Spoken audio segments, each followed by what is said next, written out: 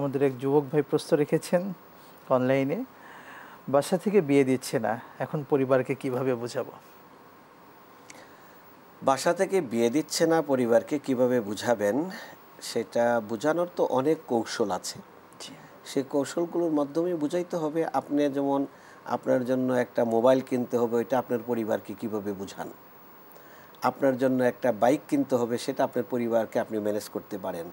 আপনার জন্য একটা আলাদা রুম বরাদ্দ দিতে হবে, সেটা আপনার পরিবারকে বুঝাইতে পারেন।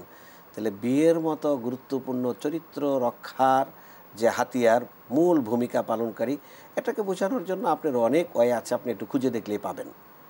আপনার বাবা কার কথা শোনে? আপনার মামা থাকতে পারে, আপনার বাবার উপরে আরও কোনো অভিভাবক থাকতে পারেন, অথবা তিনি কাকে মূল্যায়ন করেন তা থাকতে পারেন। তা আপনি তাদের মাধ্যমে তাকে বুঝানোর চেষ্টা করবেন।